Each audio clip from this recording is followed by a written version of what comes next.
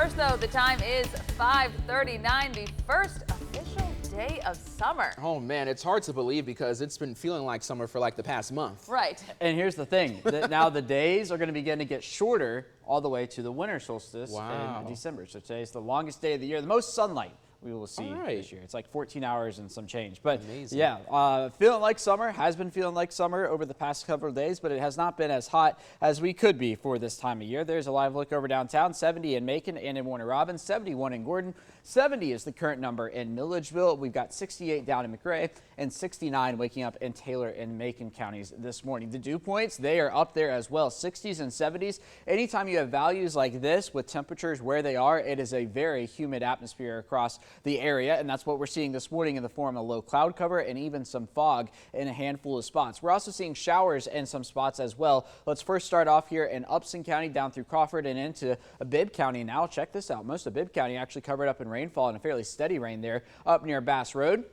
Elsewhere down to the south, we saw a storm trying to work its way into the Americus area towards Lake Blackshear, but that really just fell apart. Now we're just left with a handful of showers in and around Dooley County, and then a couple of showers out into Washington County this morning, where yesterday parts of Washington County saw over 6 inches of rain. So they don't really need it, but they're getting it this morning, I guess.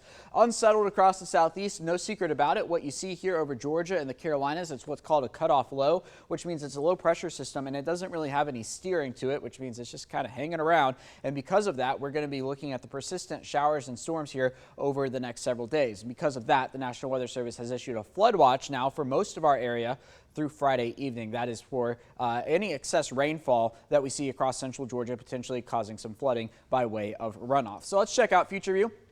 We work our way here through the morning and into the afternoon. Isolated showers. Once we get to the afternoon, I think we'll mix in a few storms across central Georgia.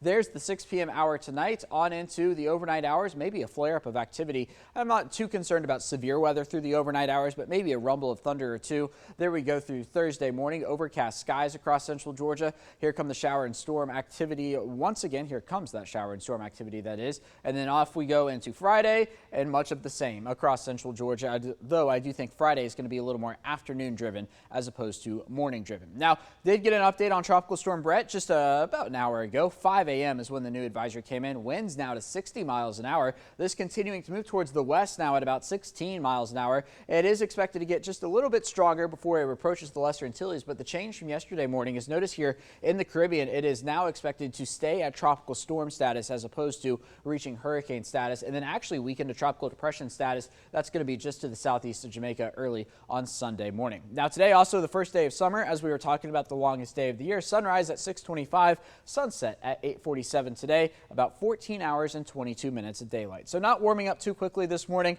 Today headed for a high temperature there of 84, isolated storms possible all day long. There's the 7-day forecast, 82 tomorrow, 87 for Friday. So yeah, the first day of summer, but we are still way below average. We're not going to see 90 as a high temperature until Sunday at the earliest, 93 there in the 90s into next week.